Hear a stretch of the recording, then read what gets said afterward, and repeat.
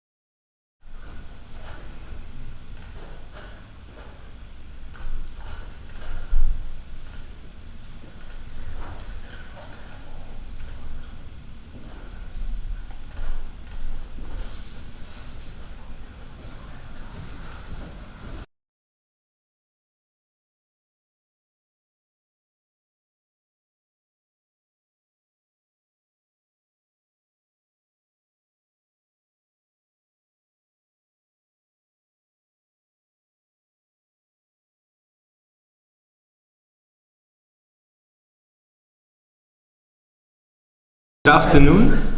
Thank you so much, and good afternoon. I'm going to talk about a training initiative that we took part in an urban field hospital named Valentino. First of all, I'm going to give you a little bit of context, and I'm going to talk about what the field hospital Valentino was and our role as a research center in disaster medicine in the initiative, and the lesson that we learned from this experience. So first of all, where are we? We are in Piedmont, northeast of Italy, in its main city, Turin. At the very center of the city, there's a park named Valentino, after which the field hospital takes its name.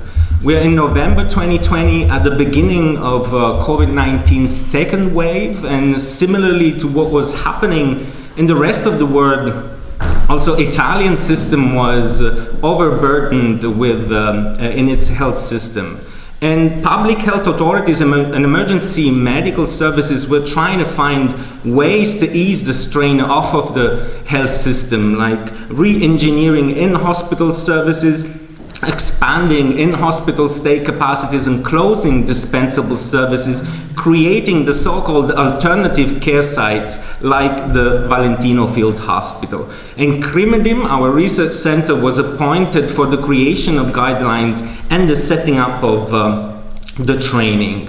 As you can see, it's a huge surface of 8,000 square meters, 55 tents, 455 beds, 80 toilets and showers. The oxygen system network was provided for over 80% of the beds, and from the technical point of view, plumbing, electrical and heating system, air recirculation, everything was on point.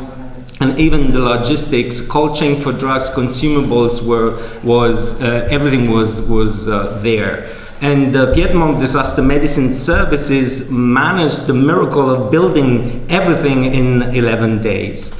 So as I said, CRIMEDIM's role was to provide and create the guidelines for this model of care, building a low-intensity hospital with low level of medical complexity.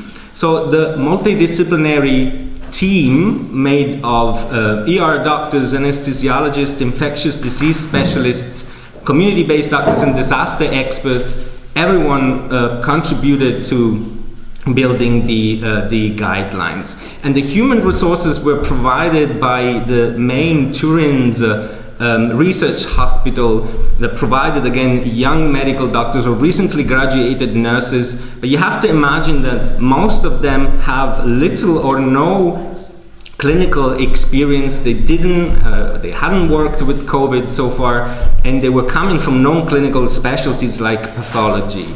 So the step-down hospital was created, and as the term suggests, there were patients recovering from severe COVID-19 cases, but not yet ready to be discharged home. There was a permanent nursing presence with a nurse-to-patient ratio of 1:30, and the nurses' tasks were to distribute medication, mobility assistance, and patient observation. So the medical staffing levels were required as low, and there was, though, a rapid response team in case of emergencies and a clear and rapid access for or referral system of patients to the hospital.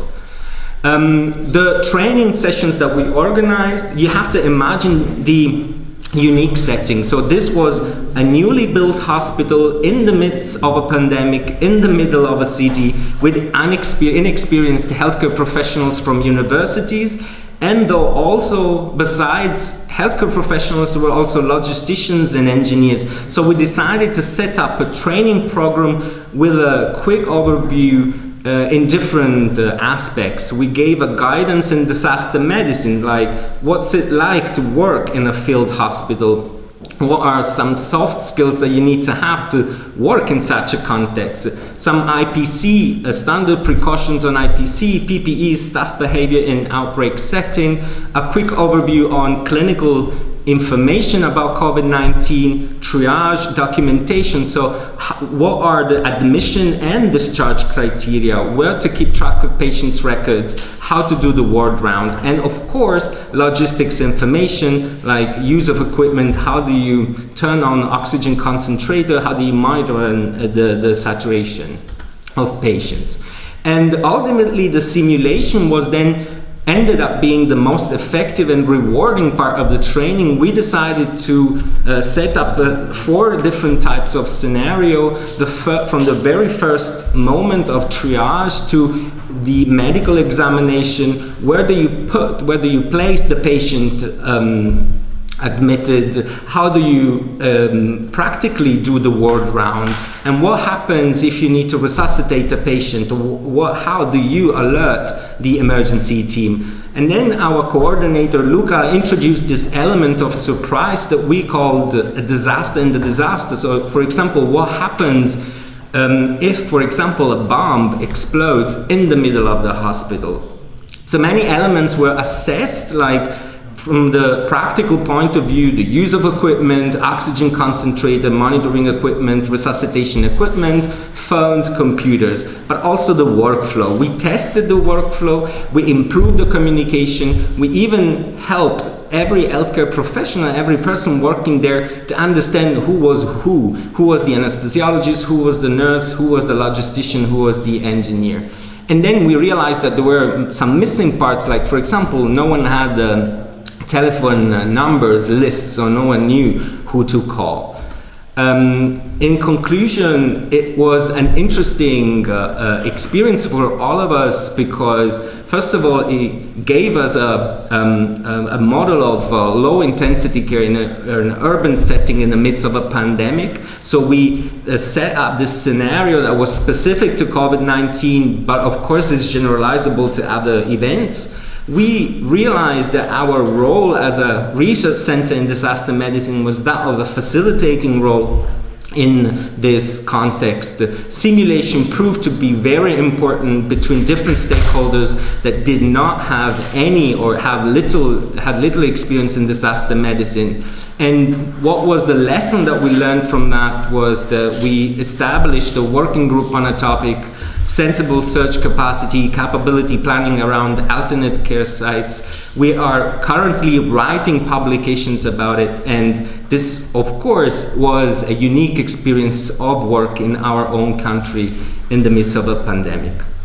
So thank you so much, and I'm gonna give the word to my colleague, Dr. Luca Ragazzoni. He's gonna talk about strengthening hospital resilience, just-in-time training for healthcare professionals. Thank you so much.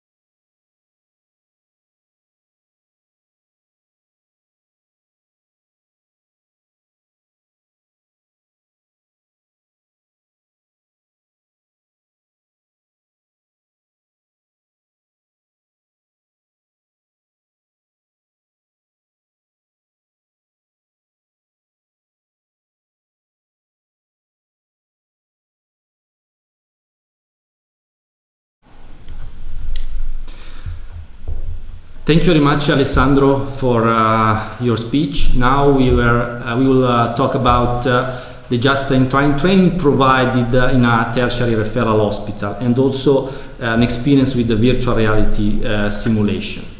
As you know, the COVID-19 pandemic is currently treating numerous health systems around the world, requiring an extraordinary international response. This response includes effective education and training of healthcare workers to attain several operational public health skills. These skills are beyond the experience and knowledge base of most practitioners not familiar with public health emergencies arising from infectious disease outbreak. As you know, Italy has been one of the most affected countries, especially during the first wave. We were the first Western country receiving the first patient or the first COVID-19 patient. So currently, we have about more than 4 million cases since February. And in this situation, patients have been treating sometimes in hospital corridors, and many healthcare workers have been working outside of their field of expertise. Moreover, the risk of secondary infection among healthcare workers is still extremely high. Back in February 2020, when the outbreak started in the Piedmont, in the northwest Italy, we believe that implementation of just-in-time training intervention focused on population-based medicine and management skills was of paramount importance to equip healthcare workers with basic competencies to proficiently and safely work in any hospital and pre-hospital service during the pandemic. Just-in-time training is a well-established concept among disaster and humanitarian respondents and is intended to rapidly address disaster-specific information, task, and skill, and normally it should be delivered just before the deployment to a disaster-stricken area.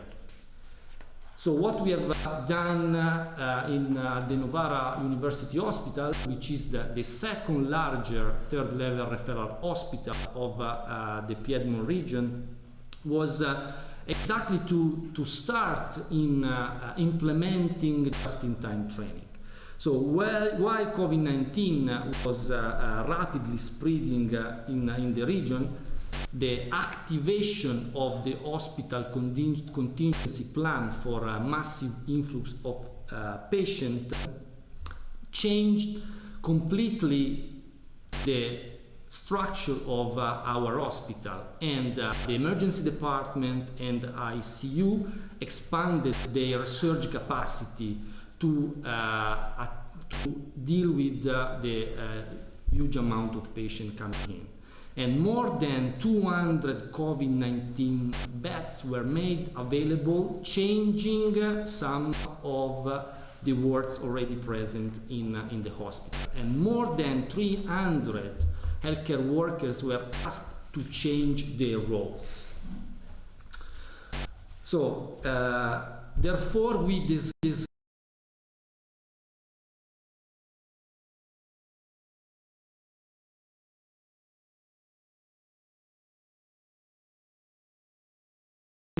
and proper attitude to proficiently and safely work within the hospital, understand the working principle and the standard operating procedure in place at the hospital, and of course accurately apply and safely remove the personal protective equipment.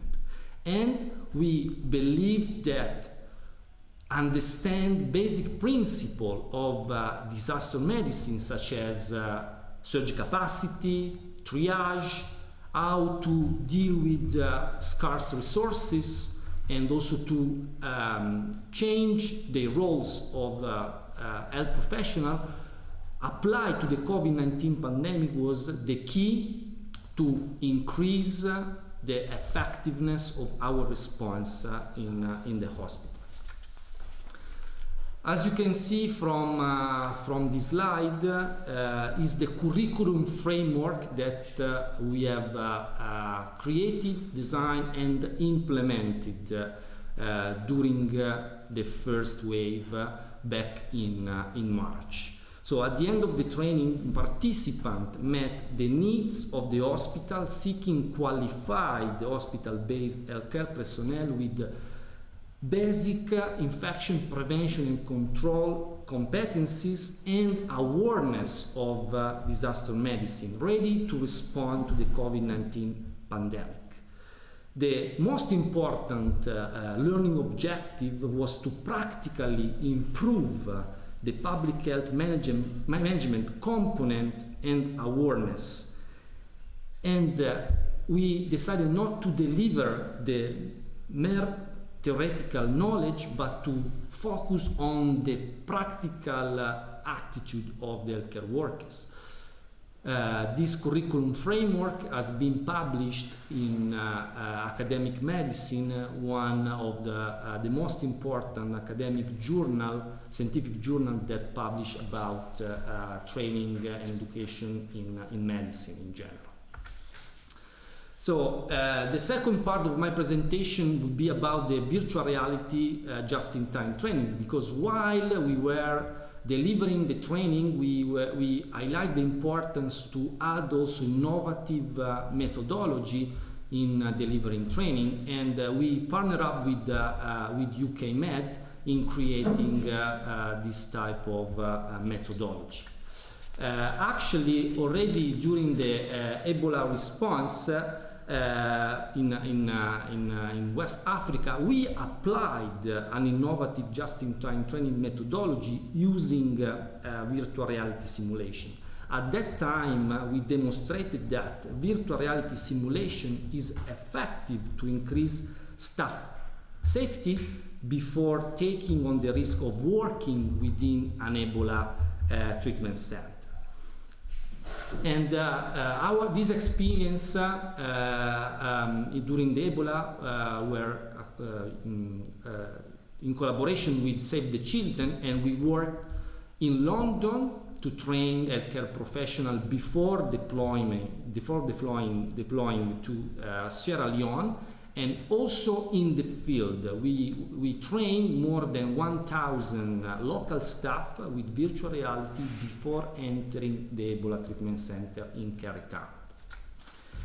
And for the COVID-19 training, we have developed a virtual reality training to expose healthcare workers to the working principle of a community center.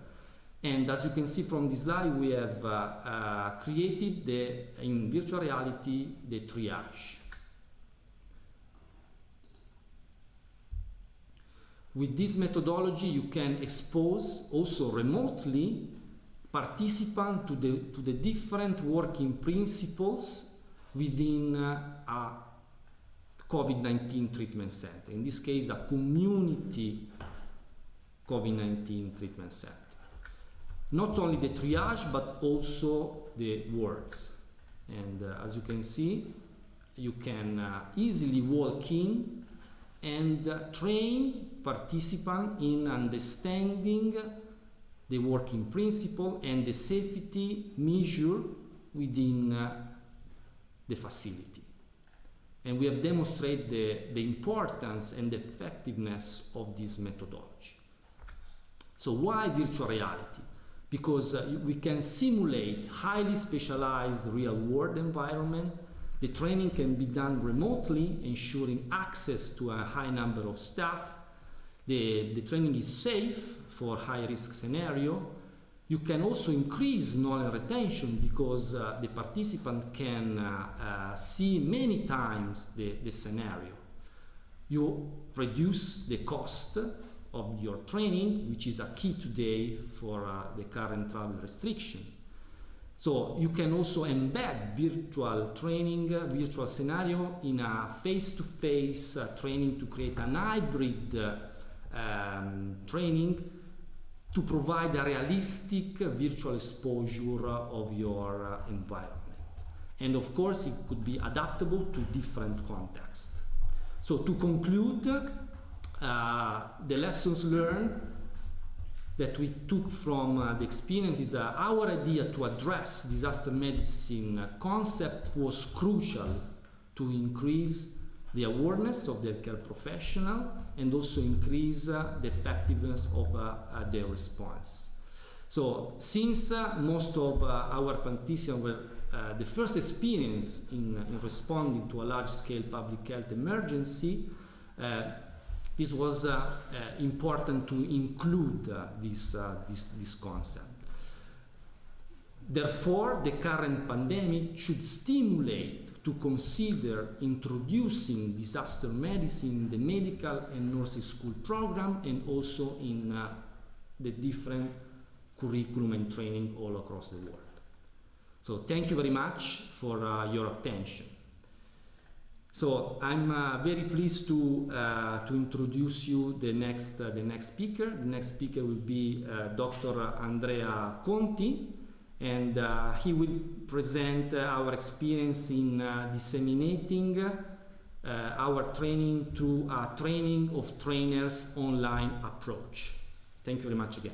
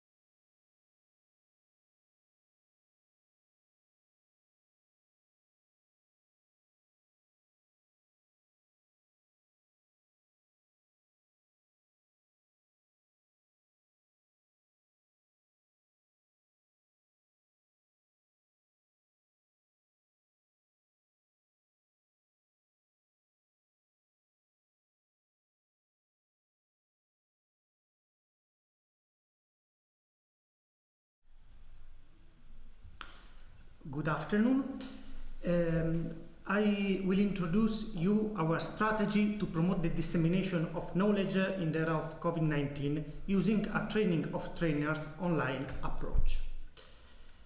During COVID, here now in the digital era, we are overloaded by information from newspaper, from socials, and this sea of information is not always reliable, but often is confused. This is a problem, and it's critical, especially if your work is saving life, for example, if you are an healthcare professional. This problem regards not only the newspapers and the social media, but also the scientific literature. With tons of scientific publication, it's difficult for scientists and for healthcare professionals to navigate this sea of science and to discriminate the more useful information. To manage a pandemic or to manage a disaster in the proper way, we have to focus and to improve 4 specific aspects. The first one is the system, how things work, the protocols, how manage this surge of patients. Then we have to adapt the structure, opening new departments, redefining paths. But also we have to improve the utilization of stuff like drugs, like beds, ventilators, or in the last month, vaccines. But of these 4 points, the most important one is the staff, the professionals working in these new settings. So our equation was so simple. We are in a pandemic, and by definition, a pandemic can be considered a disaster. So we need to switch our mentality from the normal, the routine, to the disaster mentality. And to do this, we need a specific training in this discipline. For example, trainings in triage, in resource management, or in ethical dilemmas. The problem, the biggest issue is that disaster medicine and global health are not included in Italian medical school curricula. This problem regards also a lot of other countries. So we had an idea together with Doctors with Africa, that is an Italian NGO that is working actively to fight the COVID-19 pandemic. The idea was to create a common shared curriculum for health professionals to reach the maximum number of professionals in a short period of time to be effective, and to spread basic but innovative and evidence-based knowledge not only on COVID-19 but on disaster management and on disaster mentality. To do this, we follow this 3-step approach. First of all, we wanted to improve the awareness about disaster medicine, about the importance to work under another mentality, a more complex one. On these 2 points, we wanted to build a specific knowledge focused, of course, on COVID-19, but also to disaster management principles. So we developed the curriculum on within 6 different topics, starting from introduction to disasters in general and to public health emergencies, then teaching basic principles of disaster medicine and public health emergency. On these 2 big topics, we delivered some aspects of clinical and epidemiological aspects of COVID-19, then procedures and policies, infection prevent and control principles, and then concluding with lessons learned from past disasters. But how to reach the greatest possible number of people? This one was the biggest challenge. So we adopted a training of trainers approach. We at CRIMEDIM, we delivered lectures, lessons and activities to a small number of professionals that wanted to become trainers. So these trainers within a peer environment shared the knowledge through basic courses to several different participants. And this is the result of our training in the last 3 months. We 6 CRIMEDIM trainers trained 49 peer trainers that reached 348 participants all over the Italy in 17 different hospitals, and not only physicians but different professionals, for example also nurses, health assistants or others. Also we reach different type of working settings like university hospitals, but also public hospitals, general practitioner and territorial services. Distance learning is not a new approach to teaching. It's not a new challenge, but this time the real challenge was to deliver a completely online course in an effective way. So we used 2 approaches. We implemented an online learning platform with documents, papers, recorded videos, with live video conferences delivered by CRIMEDIM trainers and after by peer trainers. In this way, we delivered the content within a defined learning path, but also keeping a human contact between participants and trainers. This type of approach, in our experience, was very reliable and scalable, and it was effective and easy to implement and to reach the main objective of the project, that was to spread disaster medicine knowledge and awareness to the maximum number of people. Thank you.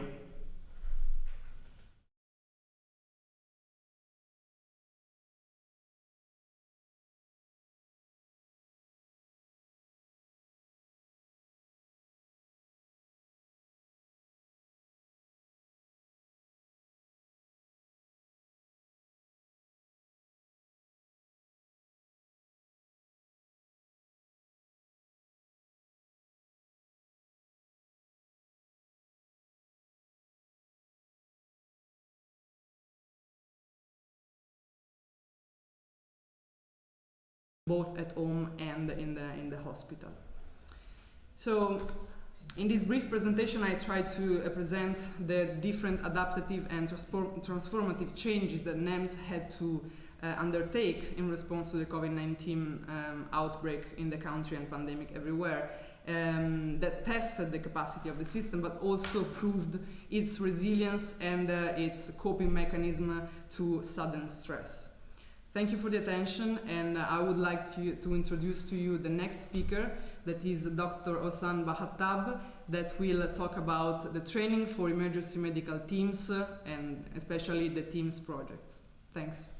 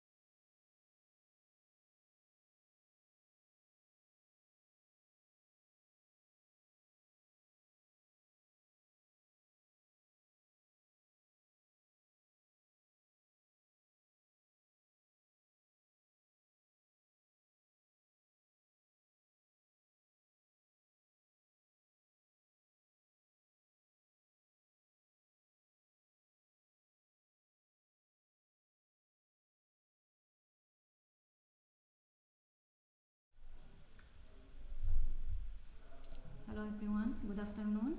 Today I'm presenting the TEAMS project, which is the training for emergency medical teams. So the background of the project, why TEAMS project?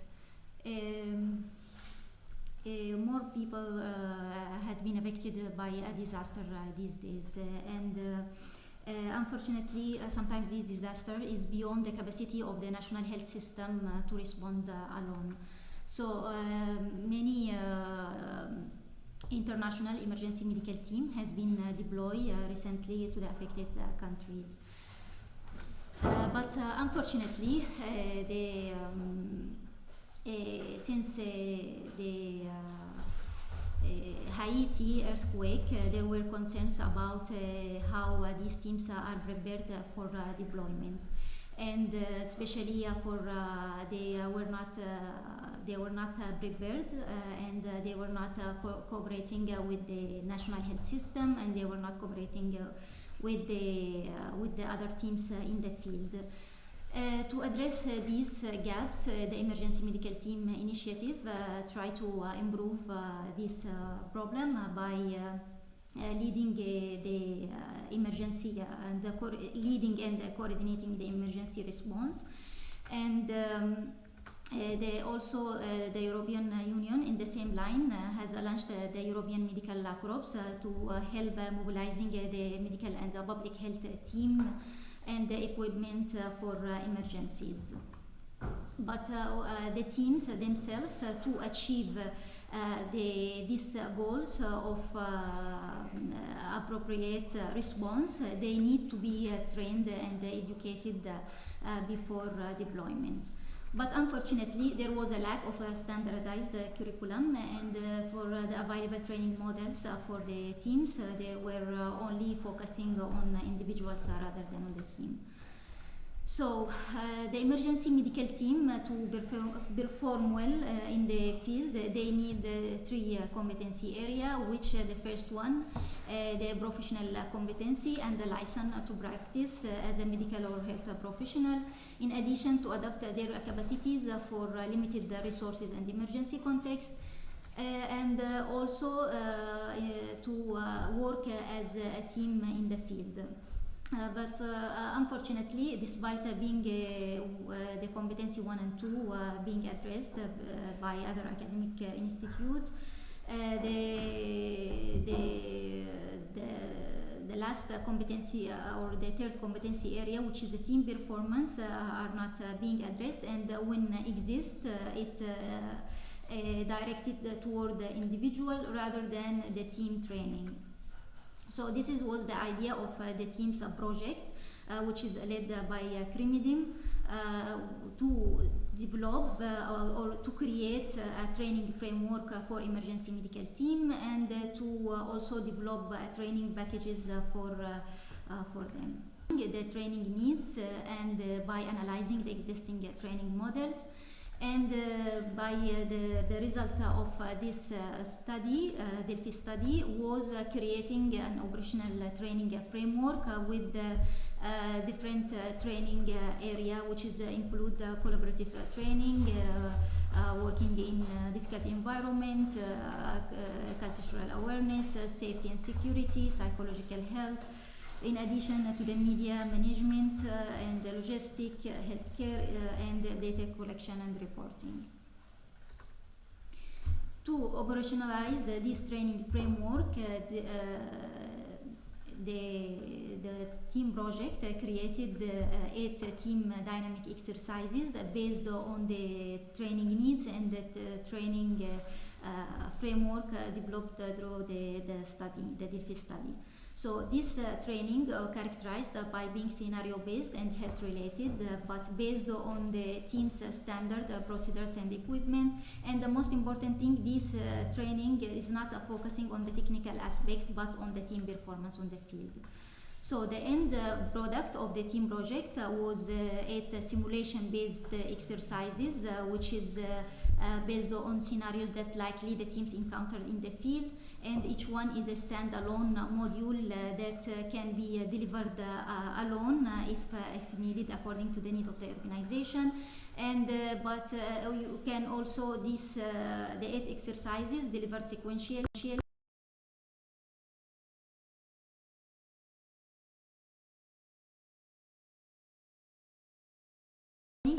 implemented into two emergency medical teams and has been also assessed for their team self-efficacy, their perceived teamwork, and the quality of the training.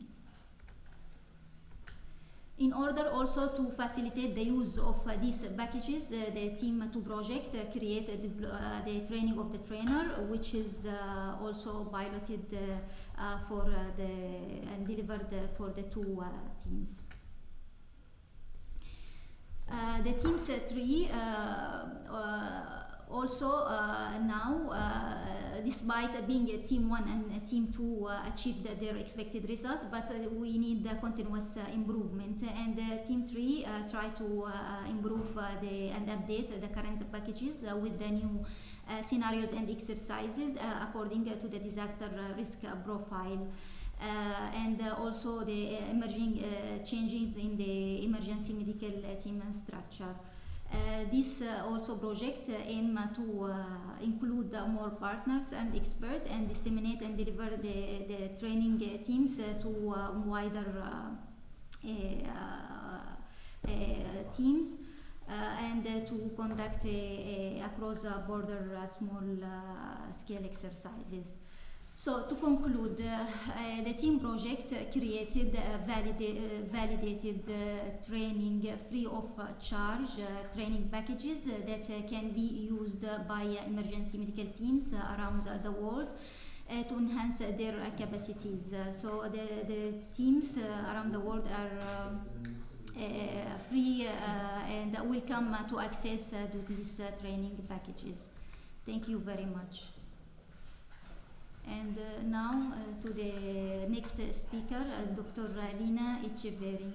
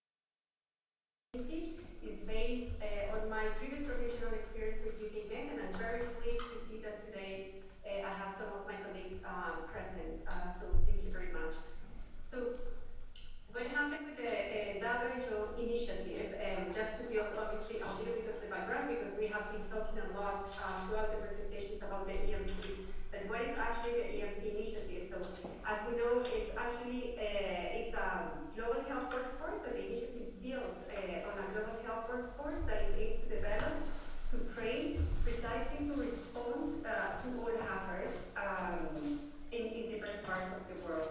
So how it's built in this workforce is through training and capacity building. This will enhance, obviously, the resilience and the readiness of the different health services to respond either domestically, regionally, or as well international. The EMT initiative is actually much more than that, the classification of the EMTs, as we know, type 1, type 2, or type 3, or even now the specialist cells. But it actually is anchored in a broad community of expertise that comes either from these teams, as you can see in the slide, but as well from the different collaborating centers that are across the globe. And so today I'm going to talk precisely on the synergies and the opportunities that this brings to actually share knowledge, to train, and to actually reinforce this community to better respond to any type of emergencies. So how this is built, and obviously my colleague Luca has touched a little bit on these previous opportunities. Just to give a little bit of context background, CRIMEDIM is actually a collaborating center precisely on training for the EMT since 2016. As is previously discussed, it's based in Novara, Italy. And the synergy and the collaboration that we had the opportunity to do was with UK Met and the UK EMT. For the sake of clarity, I worked for UK Met until January 2021, well, just now, actually 2 months ago. I was the health director of UK Met and actually the technical lead for the UK EMT. So actually, through the COVID response, we had a need actually to train and to deliver training after the Beirut blast, and this is actually what I'm going to explain you right now. Sorry. So what happened in Lebanon, and I'm just going to give you a little bit of context background because it's very important to understand why we came across with this idea to deliver training through webinars and as well reinforce our capacity. So actually Lebanon is a country that is located in the Mediterranean, so in the Mediterranean basin. Actually it ranks 40 in the Fragile State Index of 2020. This index is obviously valued according to several indicators across social, political, and economic indicators. Lebanon is actually a very resilient country that is passing, unfortunately, through a deep financial crisis where 80%, they have the devaluation of the lira by 80%. The population more or less is 7 million population, but unfortunately 1 million of these citizens are living currently below the poverty line.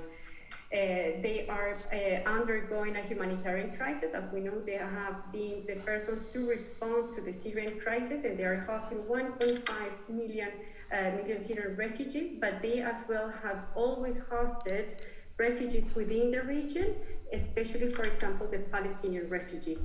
So according to UNHCR, Lebanon actually hosts the highest number of displaced per capita in the world. So I'm not going to explain in detail what happened with the blast because throughout the week we have listened a lot of presentation actually on the response of the Beirut, but just to give you a little bit of understanding, on the 4th of August, it was a blast in the port of Beirut, which unfortunately killed 178 people, leaving 6,500 injured and 300,000 people homeless, according to WHO data. National warehouses were destroyed, and obviously this exacerbated the protracted crisis that I just described to you, impacting obviously the delivery of health services. 6 major hospitals were destroyed, 20 clinics were damaged and destroyed, and obviously the public health hospitals were ill-prepared. And just to give you a little bit more of information, the health system in Lebanon is actually very strong on the private system, but the public hospitals are really underserved, are understaffed. They have very poor resources in terms of personnel and training personnel, but as well in supplies. So what happened with the blast is actually our colleagues in Lebanon responded quite well to the mass casualty. They triage and refer the patient quite fast to the facilities that were still able to respond to this crisis, but they didn't take into account the COVID pandemic in that moment, which is understandable. It was in the middle of a crisis. They didn't implement infection prevention and control measures, and so obviously after the blast, the cases rise, not only within the community, but actually affected the health personnel, which obviously put more stress under the health services because many people have to be absent of work. So in that moment, we sent, and when I say we sent, it was with the UK EMT, an advanced team to assess the situation. Many other EMTs actually were deployed to respond to the crisis, and in that moment was established the EMTCC, so the EMT Coordination Cell. 6 hospitals were identified, public hospitals that needed support, and those 6 hospitals were divided across the 3 EMTs that were deployed in that moment. So in that, after the assessment that we did in Beirut, we actually came very rapidly with the conclusion that trauma actually was not the need, but to support these hospitals in responding to the increased cases of the COVID. So you can imagine the picture of a country that is already strained by a protracted humanitarian crisis, undergoing a deep financial crisis, and obviously hospitals, public hospitals, that were really ill prepared to respond to the surge of cases with really, really low personnel, because they were not only sick, but as well were really short in terms of resources.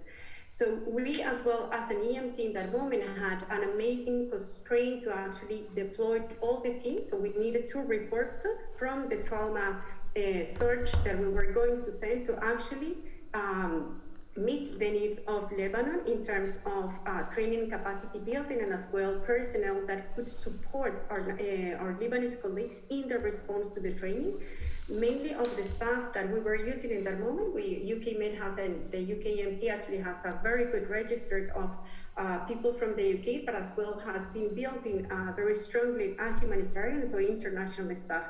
But as you can imagine, in the middle of the crisis, all the people were responding domestically, and so we as well had a huge difficult to send the team, and so we need to start sending actually first the nurses and after the doctors. So when the initial team arrived to Lebanon, and we needed obviously to address the needs of the COVID, we didn't have enough doctors to actually provide, to start the training and the capacity building in these public hospitals. So we rapidly came to the idea to actually start some webinars, and obviously with the link that I have with CRIMEDIM, because I am as well part of CRIMEDIM and part of the European Master, we came with a very good idea to actually join forces and develop some webinars. So CRIMEDIM, as has been explained before, is very strong in delivering trainings, and they have been, we have been participating obviously and training the staff in Italy, but as well in other countries, and obviously UK Med and the UK EMT had the field experience. So we came together and we tailored some trainings that were delivered to the colleagues obviously in Lebanon. We actually gathered a team of physicians from the 2 hospitals initially that we were supporting, and then we expanded to the other hospitals. We understand, so we tailored and identified the areas that they needed obviously support. So the training was actually tailored according to their needs, according to the time that they could actually participate in the webinar. So everything was very flexible, and this actually proved to be very useful because it expanded for 7 days, so for more or less 2 weeks, and then we recorded as well the webinars in a way that actually the staff that couldn't participate to the webinars could listen to the discussions. What we did is we were doing some let's call it face-to-face training, so through obviously online platform with open up discussion, and after the doctors could have as well the opportunity to identify a specific clinical case And we were doing as well the online clinical case discussion. So this proved to be an amazing idea for just-in-time training. So meanwhile, we had the time to deploy the personnel, but as well come with a rapid solution to the needs on the ground. And obviously, this is the proof that telemedicine actually, it's a good tool, it's a good methodology to train during emergencies. So after we developed these webinars, we gained some time actually to deploy the team. And so once the team was on the ground, they continue with all the training and capacity building activities across the 3 pillars of the response, which were case management, risk communication and community engagement, which obviously is a core component of the COVID response, and infection prevention and control and water and sanitation activities. So this was tailored. It started with the webinars, but it made part of a whole component, so a whole training and capacity building strategy. So important considerations once you build obviously a training in the middle of a disaster, and it's not only for pandemic, but any type of hazard, is to really understand the context, to assess the needs of that population, the level of knowledge, but as well the skill gaps that team has in that moment. The webinars are proving to be very useful and are becoming actually a fashion in this time of the COVID pandemic, but webinars cannot replace the face-to-face training, cannot replace the simulation exercises. They should be a core component of an overall global and training strategy. They should be tailored against the context need and obviously the availability of resources, and this goes as well for the face-to-face training. So it's really important to understand that when the team are deployed, we cannot just copy-paste whatever I'm doing in my country and then paste to the other country. I need to understand what are the availability of resources, how that actually the situation that that country is passing through. So for us, it was very important to understand the situation and the fragile, let's say, that is Lebanon, and the low availability of resources. The training should be flexible, should be able to adapt to those contexts. It's really important as well to understand if there are language limitations or barriers. So if not all the people are speaking English or French or Spanish, so to be able obviously to have translator available, so you facilitate obviously the communication. You should ensure the cascade of knowledge. And here, for example, what the experience that we had in Lebanon is one of our medical doctors actually understood that after the webinars, one of let's say the community within the hospital that was leaving behind were actually the residents. So the doctors were very busy working not only in public and private, but the residents that were actually in the public hospitals, nobody was really taking care in terms of their training and upgrading those skills to respond to COVID. So that cascade of knowledge is very important. We had a very good Cuban medical doctor that was deployed with our team in that moment, and he took care to actually continue that training, but really focus and tailor for the residents to actually expand their skill and on-the-job supervision and through the daily care of the patients. You should ensure as well a smooth transition to the face-to-face trainings when it's possible, or when you use the webinars, actually can be used after you have a face-to-face training when you want to complete or actually target specific areas that need to be strengthened a little bit more. And always boost interaction. Really understand and receive feedback from the trainees, from the people that is receiving the training, and how to adapt or improve, obviously, the training methodology. I cannot stress more the relevance, obviously, of building national capacity. We know that actually one of the core components of the EMT is not only building international teams, but actually focusing on the strengthening of national capacity. And how you do that, as I said, not only through search, but actually through the training and capacity building. So the knowledge transfer and skills transfer. And remember that this is not only unidirectional. So the transfer is not only to the team, the population that receives that team, so the health community that receive those international EMTs, but actually the personnel that is deployed through the EMTs or with the EMTs, bring skills. They actually learn from those communities. They actually improve their response skills and understanding of different contexts, and those skills actually will support them when they respond domestically or in the daily activities in their hospitals.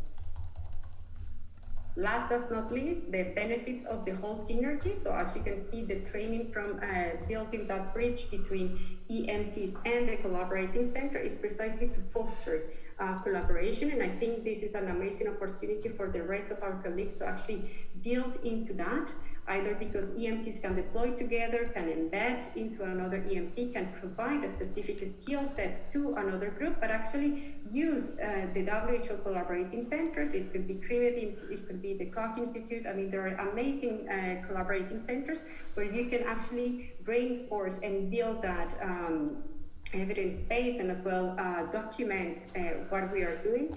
We should enhance research and operational research activities, and this is, in my personal opinion, some area that is missing, and we should foster that within the EMT community.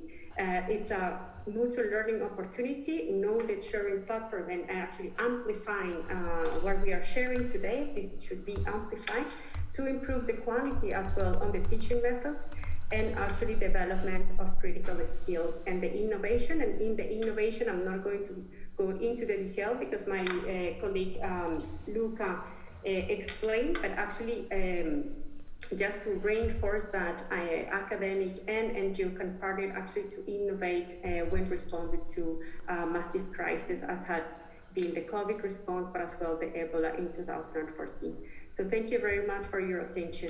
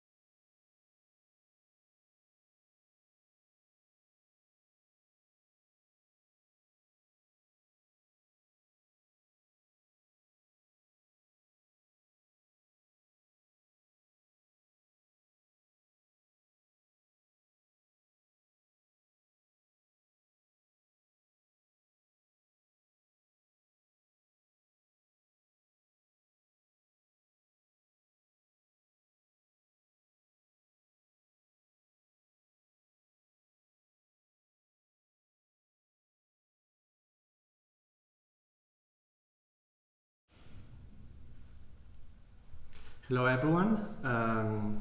Thank you, Lina, for the introduction. I will be talking about the WHO EMT COVID-19 training in Kenya, which is a brand new kind of approach that we try to start with COVID-19, fostering a new kind of collaboration with the World Health Organization Emergency Medical Teams Initiative.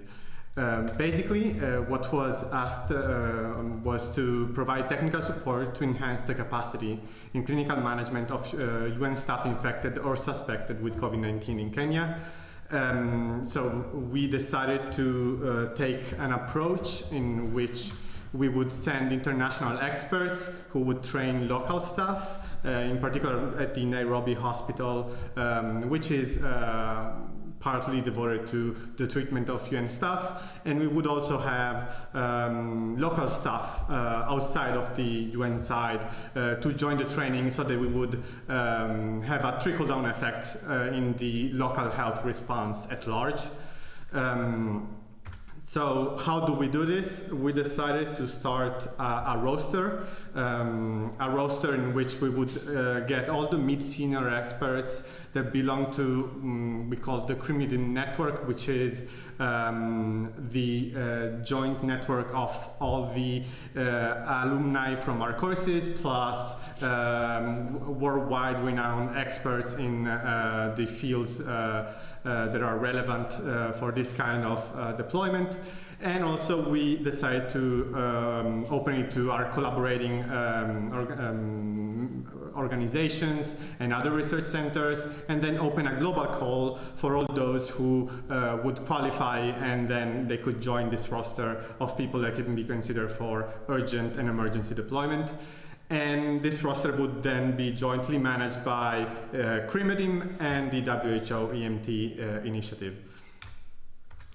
So the system works like this. It's the WHO EMT initiative that asks for experts and sets the requirements of the experts that they need.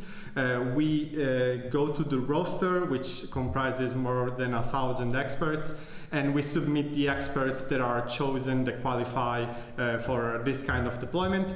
We decide together which are the experts that would qualify best, also considering, in this case was very relevant, the availability for deployment, because we're talking about urgent deployments in the midst of a pandemic, and especially we started the deployment in November, which was in the middle of the new wave of COVID-19 in many parts of the world, so it was very hard to find also experts that were both high quality and very senior, and at the same time willing and able to deploy with very few short notice.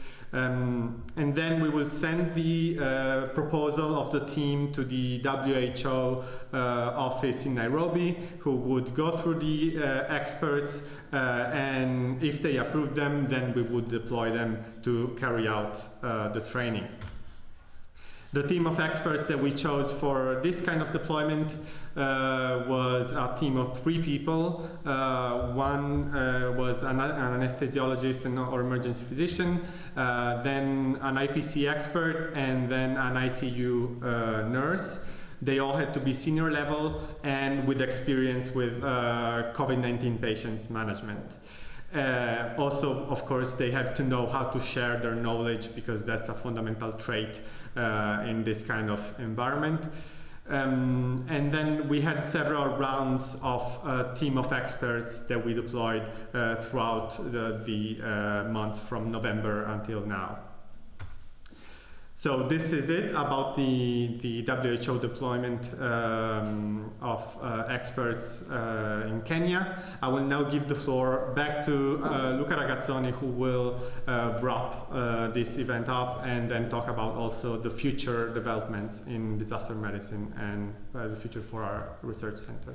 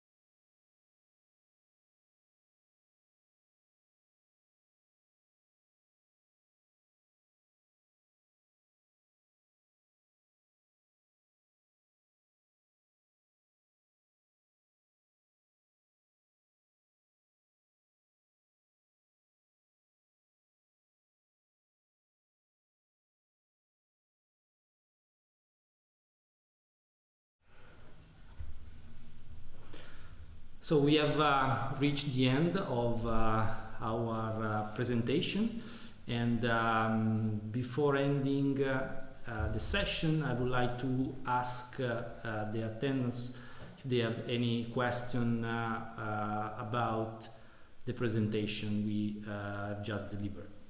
I open the floor for questions.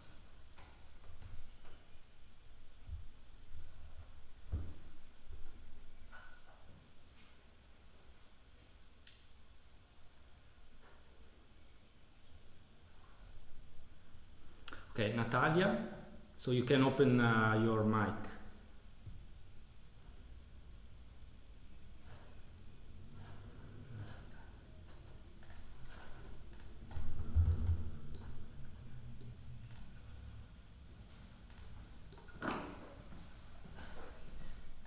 Hi. Hello? Hello, Natalia. Non la sento io. Can you speak? Can you hear me now? Yes, yes. That's great. Thank you so much for your presentations, and I'm a big fan of your activity, of your trainings activity actually. Thank you. I've been following you exactly, I think, during 2 years, and I'm really impressed, and I think you are representative from Silicon Valley, not only from, Italian training center, Valentino center. So that's crazy. I have one question about your team. It's not about only, training team, but it's IT specialists, as I understand. And they are from VR, for brain-based VR activity with IT specialists, isn't it? So you mean the virtual reality? Yeah. Could you please ask again? I missed they missed the point. What? These people who created this virtual reality content. Okay, sorry. So we are using a software that is available on the market. We are not the owner of the software, so we are using a software on the market that is which is XVR from Istanbul that you can buy. So we buy normally the license, and we, with our experience, we are creating scenarios using the software. We have started to use XVR back in 2008 actually. So for example, my PhD was about using virtual reality and other type of simulation in delivery and training, and I myself and also my colleagues have experience in using XVR in creating scenarios. So also during the Ebola response, working with Lina and Save the Children at the time, we developed the scenario with our experience. It's not very difficult to use XVR. So. Okay, thank you so much. Thank you. Salutation from Moscow. Bye. Thank you, Natalia. Any other question?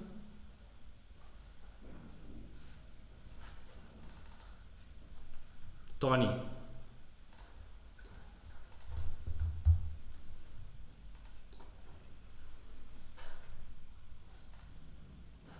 Hi, Tony. Thank you very much. Hi, nice to meet you. Really great presentations, all of you, really interesting. So my questions would be, as you're obviously the training experts, do you also offer training to people who are already trainers in the respective organizations? So for instance, I'm with my teacher international, and we have our own training developed many years ago, obviously. However, we want to continuously improve. So my question would be, is there any possibility how your organization could train me and my organization and others to be even better in their training? Yes, of course. So one of our experience is to work with several organizations, and we can create ad hoc training for the training needs of a specific organization. So for example, from the pre-hospital service to the hospital, to the field hospital. We have been working with different organizations in different settings, and we are providing, we are creating the curriculum according to the training needs, and then also delivering training. Of course, it's a training of trainers, so to improve the training skills and of the organization. So our experience in mainly equipping organization in using simulation-based exercises. As you know, you were involved in the TEAMS project. So the TEAMS project is coming also from this specific experience in equipping professionals in creating scenario-based exercise, scenario-based training.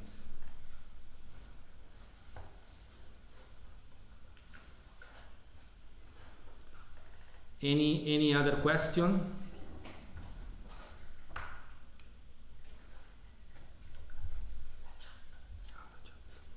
Sorry, there are some questions in the chat.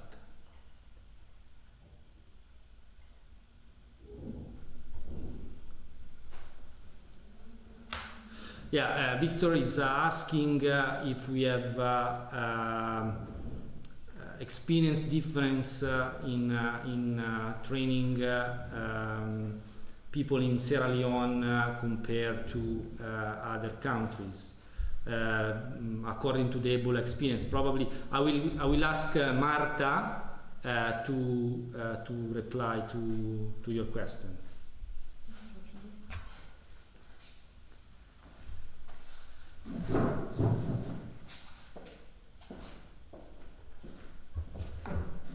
Hi again. So the question was, have you spotted a difference between Sierra Leone people's approach to the COVID-19 pandemic with other African countries due to the Ebola pandemic experience? Well, I would say that the Ebola pandemic left a scar in the people of Sierra Leone. So I was mentioning at the end of my presentation that there was a sort of stigma towards the ambulances and in general towards the medical response during the COVID-19 that was coming from the Ebola times, where people were seeing their relatives being taken away to the Ebola treatment centers, and also the sound of the ambulances going around in different villages would scare them, and they would react in different ways. So I would say that both from the population point of view and also from the people that were trained by us and they were working on the ambulances, COVID-19 sort of brought back these kind of memories. Of course, then you're asking also if we spot a difference between Sierra Leone's people's approach with other African countries. Well, in respect to, I would say that our specific training on COVID-19 in terms of use of PPEs and use of cleaning and waste management and an IPC procedure is kind of unique in the country. We didn't experience any other specific training in other African countries on that topic. But yes, I would say that the reaction of the people was strongly affected by what happened during the Ebola times. Any other questions? I will leave the floor again to Luca.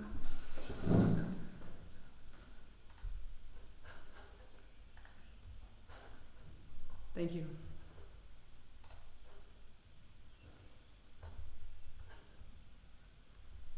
Hi, this is Dr. Deka. I'm in Somalia, Mogadishu, particularly. So, as you were aware, Somalia is an African country that has been quietly affected by protracted conflict for over 30 years, and hospitals don't have the capacity to treat patients, let alone provide optimized clinical care to COVID-19 patients. So I was wondering that were there any experiences that you provided training to people or doctors or healthcare professionals from countries such as Somalia, and if you are willing to also support in that regard, I would be willing to hear more. that. So thank you. Yes, I don't know if Lina is still with us. Probably she's the one with more experience in this field, and probably you can address this question. Thank you, Marta. So it's a very good question. Yes, as a matter of fact, as I presented, we joined forces with the CRIMEDIM to train personnel in Lebanon. Lebanon is as well a fragile state, obviously not in the conditions that Somalia is currently. To respond to your question, yes, we'll be very happy to support. It depends how this would be a stream. If it's through the EMT initiative, obviously your Ministry of Health normally needs to request that support to the EMT Secretariat, which is based here in Geneva. You can also reach out to the EMR office if you need, for example, support in terms of training or even direct clinical care of patients. So just to better understand and perhaps to tailor a little bit more the answer, may I ask if you are working currently for the Ministry of Health or are you working in a public hospital?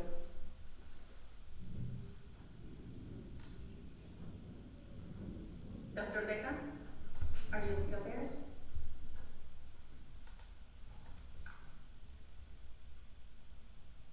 We lost her? Okay. Yes? We lost. Okay, think now I am. Okay, perfect. So no, we work in coordination with the Ministry of Health, and they are the ones that lead in the COVID-19 response.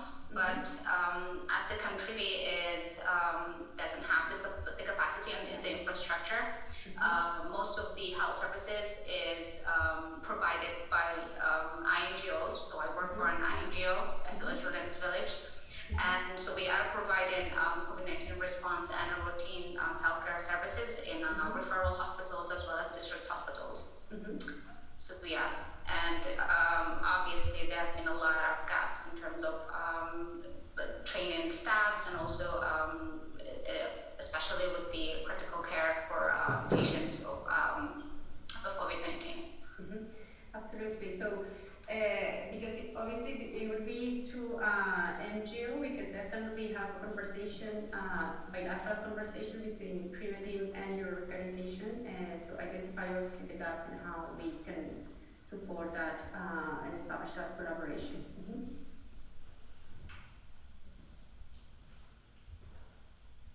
Thank you very much, Lina. Any other question?